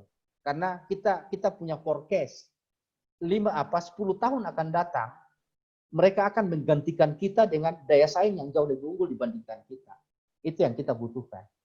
Itu yang saya maksudkan. Jadi mungkin hari ini saya bicara dalam konteks 10-15 tahun akan datang, bukan hari ini. Forecast saya pada ramalannya adalah bahwa di tahun 2025 dengan koneksi internet yang convergence yang masih, guru tidak lagi membutuhkan sebuah ruangan. Dia hanya membutuhkan laptop dan dia membutuhkan alat teknologi ini untuk bicara dan murid-murid cerdas semua. Itu di tahun 2025. Karena itu kita perlu siapkan perubahan mindset dalam konteks ini. Karena itu kita tidak bisa menghindari lagi bahwa pendidikan jarak jauh itu sekarang itu sudah hukumnya wajib dan tidak bisa kita hindari. Hanya kita harus rubah mindset kita untuk mengembangkan inovasi, menghasilkan apa yang disebut dengan capital, duit, modal. Itu yang saya bilang. Saya pikir itu. Untuk semuanya, saya berharap bahwa saya sedang mengajak pikiran kita terbang ke dalam sebuah suasana yang jauh lebih berbeda dari apa yang kita hari ini kita lihat. Dan semoga ini menjadi sebuah kesan bagi kita bahwa untuk memasuki tatanan baru dunia ke depan, itu tidak bisa kita lakukan dalam hal yang biasa, tapi harus spesifik dan istimewa. Karena hari ini kita adalah manusia-manusia istimewanya, saya berharap bahwa wajah pendidikan agama di Kota Jayapura itu akan berubah ke depan. Kenapa? Karena dalam otak kita, bagaimana siswa itu dia bisa punya inovasi dan daya saing yang sangat luar biasa 10-15 tahun akan datang. Itu maksudnya, sehingga mohon maaf, saya harus bicara hari ini agar supaya mindset itu bisa dilakukan pada 10-15 tahun akan datang. Dan mudah-mudahan saya berharap bahwa hari ini adalah poinnya. Hari ini adalah poinnya, dan ke depan itu adalah harapan. Kita semua akan menjadi orang-orang yang sukses ke depan, sukses karena prestasi gurunya, dan sukses karena bisa menghasilkan murid-murid yang berprestasi pula. Saya kira demikian, kurang dan lebihnya mohon maaf. Wassalamualaikum warahmatullahi wabarakatuh. Selamat siang, salam sejahtera bagi kita. Waalaikumsalam warahmatullahi wabarakatuh.